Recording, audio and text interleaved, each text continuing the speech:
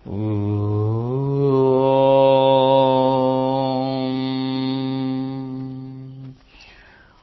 നമോ ഭഗവതേ വാസുദേവായ. ശ്രീഗണേശായ നമഃ. ശ്രീസരസ്വത്यै നമഃ. ശ്രീഗുരുഭ്യോ നമഃ. ശ്രീമദ് ഭാഗവതമാഹാത്മ്യം. കൃഷ്ണം നാരായണം വന്ദേ, കൃഷ്ണം വന്ദേ വ്രജപ്രിയം, കൃഷ്ണം ദ്വൈപായനം വന്ദേ, കൃഷ്ണം വന്ദേ ഭൃതാസുധം.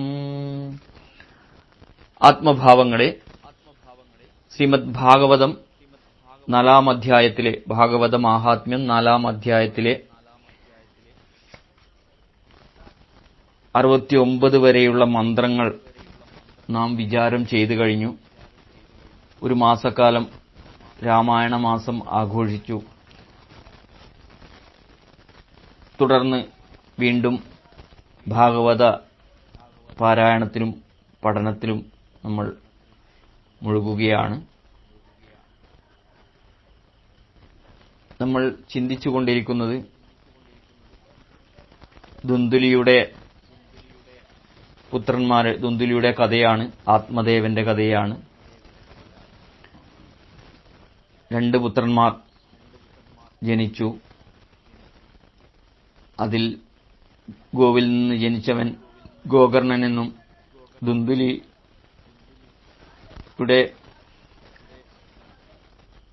അനുജത്തിയിൽ നിന്നും ജനിച്ച മകൻ ദുന്ദുകാരി എന്നും. അങ്ങനെ 2 പുത്രന്മാർ വളർന്നു. ദുന്ദുകാരി ദുർചിന്തകളും ഒക്കെയായി ദുർനടപടിയിലൂടെ വളർന്നുപോകുന്ന ഒരു പുത്രൻ. ഗോകർണനാകട്ടെ വളരെ സമർത്ഥനായ ഒരു പുത്രനായും വളരുന്നു.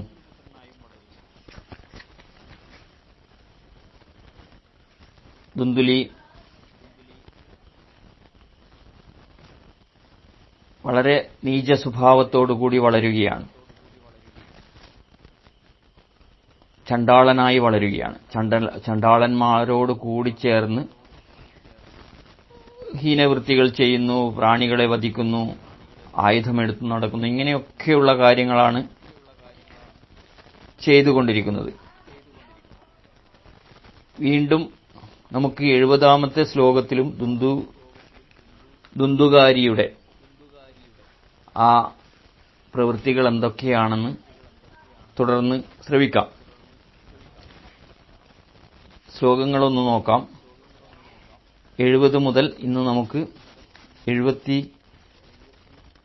വരെയുള്ള മന്ത്രങ്ങൾ ഇന്ന് വിചാരം ചെയ്യാം. തേന വേശ്യാ പ്രസംഗേന പൈത്രം വിത്തം തു നാശിതം ഏകദാ പിതരൗ ധാഢ്യ പാത്രാണി സ്വയമാഹരത് തത്പിതാ കൃപണ പ്രോശ്ചൈർധനഹീനോ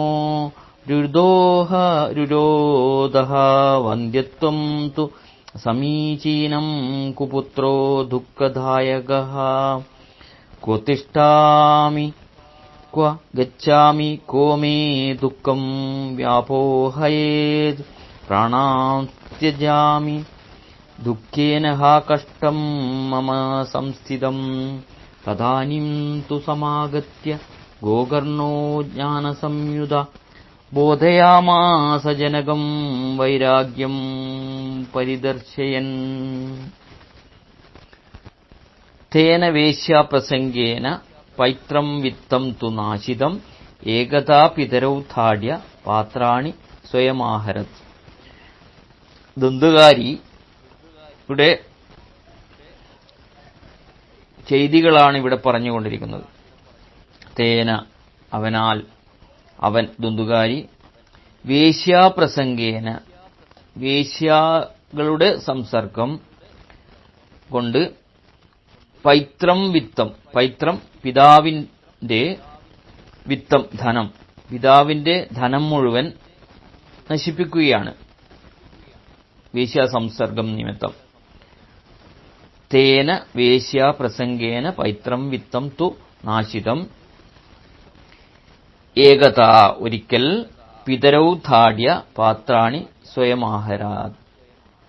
സ്വയമാഹരത്. ഒരു ദിവസം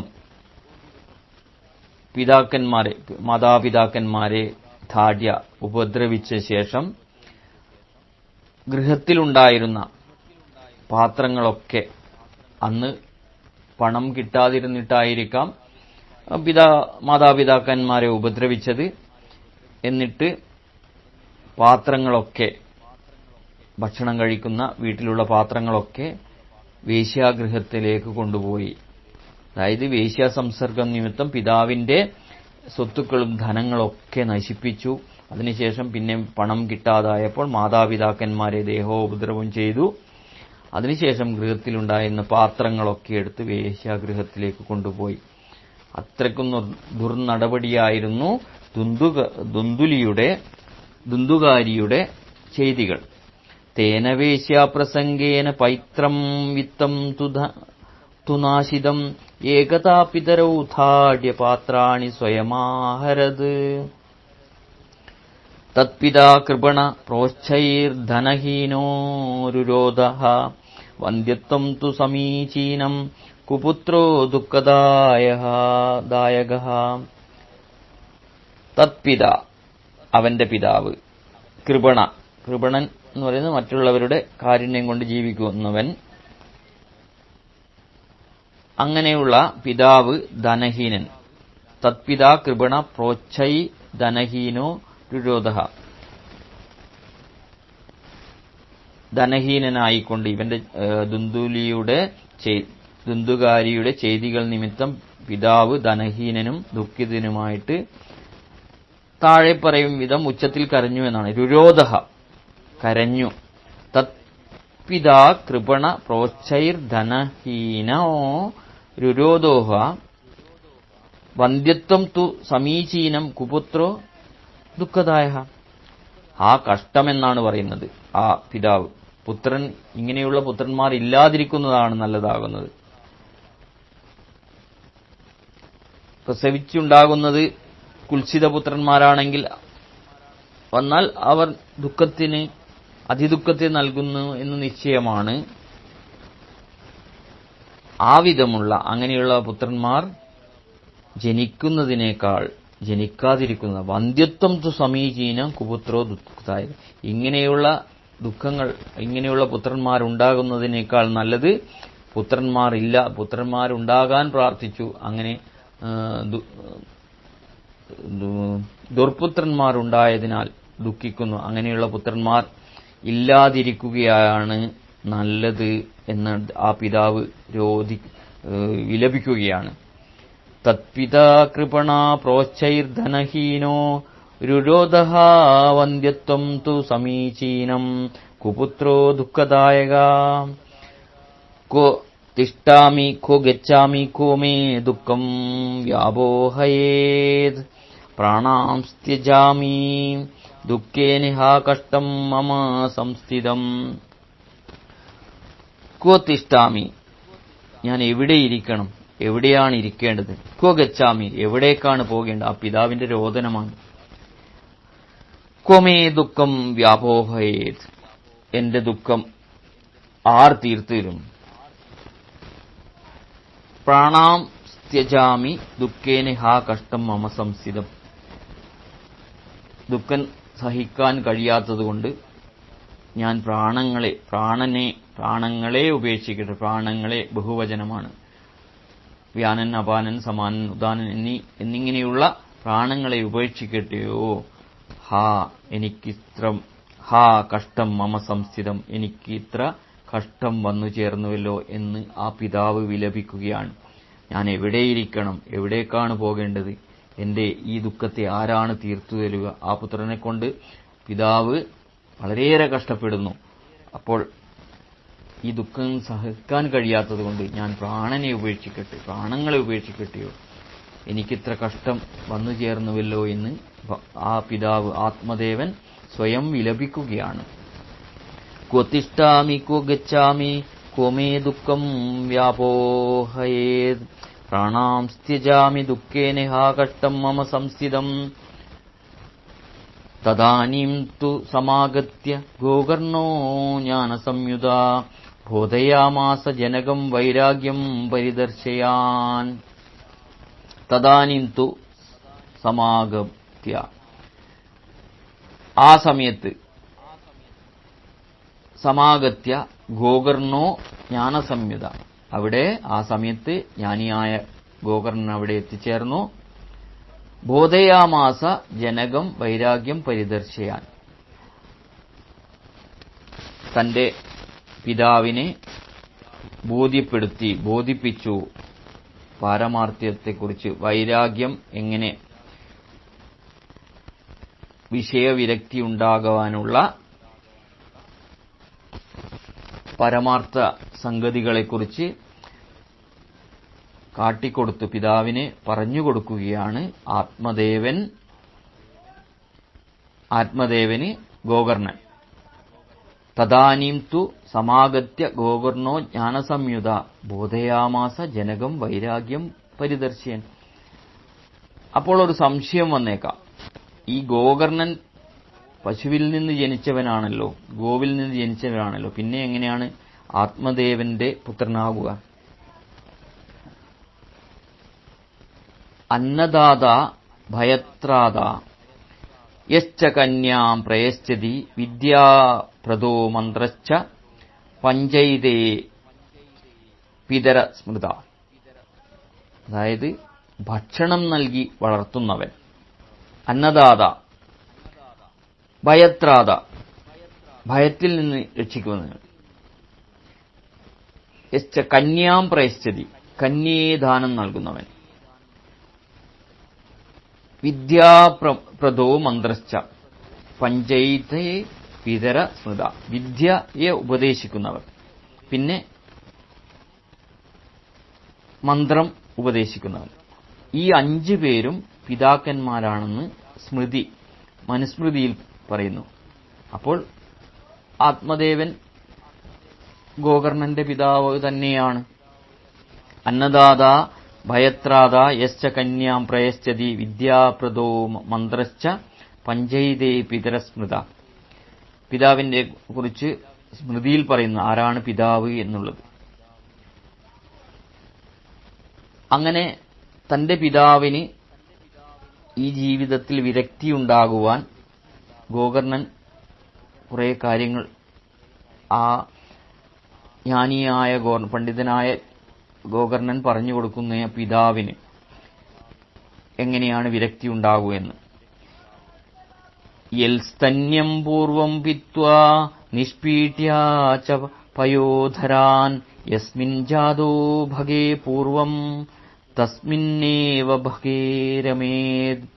യാ മാതാ സ പുനർഭാര്യാ ജനനീ സാ യാ പിതാ സ പുനഃപുത്രോ യാ പുത്ര സ പുനഃപിതാ. ഏവം സംസാരചക്രേണ കൂപചക്ര ഗടാവിവ. അഹോ സംസാര കൂപചക്ര ഗടാവിവ. അഹോ ഈ സംസാരചക്രത്തിന്റെ ഗതി വൈചിത്ര്യം തന്നെ, ആശ്ചര്യം തന്നെയാണെന്നാണ് പറയുന്നത്. കാരണം ഏത് മുലയിൽ നിന്ന് പാൽ കുടിച്ചു വളർന്നുവോ ആ സ്തനത്തെയല്ലയോ ഇതര സ്ത്രീ ശരീരത്തിൽ രത്യാസ്പദമായി കരുതുന്നത്.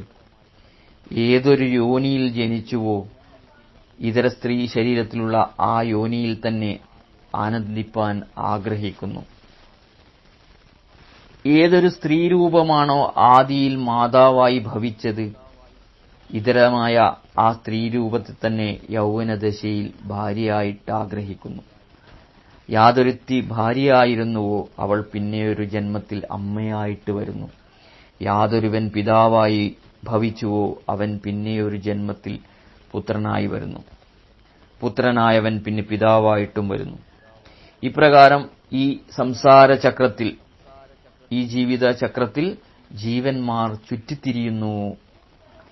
ആ പരിഭ്രമണത്തെ, ആ ചുറ്റിത്തിരിയലിനെ അവസാനിപ്പിക്കുവാൻ തന്നെ ശ്രമിക്കണം എന്നാണ് ഗോകർണൻ പിതാവിനെ ബോധ്യപ്പെടുത്തുന്നത്. ഈ ജീവിതചക്രം എങ്ങനെയാണ് മാതാവ് പുത്രിയായും പുത്രി മാതാവായും പിതാവ് പുത്രനായും ഒക്കെ ജനിക്കുന്നു, അതിൽ നമ്മൾ രമിക്കുന്നു. ആ ജീവിതത്തിന്റെ ചക്രത്തെക്കുറിച്ച് അതിൽ നിന്നുമൊക്കെ വിരക്തനായിക്കൊണ്ട് എങ്ങനെ മാറാമെന്നുള്ള ഉപദേശമാണ് പിതാവിന് ഗോകർണൻ നൽകുന്നത്. അപ്പോൾ ആ ഗോകർണന്റെ ബാക്കി കാര്യങ്ങൾ നമുക്ക് അടുത്ത പാഠഭാഗത്തിൽ, ഗോകർണൻ എന്താണ് പറയുന്നത് എന്ന് അടുത്ത പാഠഭാഗത്തിൽ നമുക്ക് ചിന്തിക്കാം. ശ്ലോകം ഒന്നുകൂടെ ചൊല്ലിക്കൊണ്ട് നമുക്ക് പാഠഭാഗം നിർത്താം.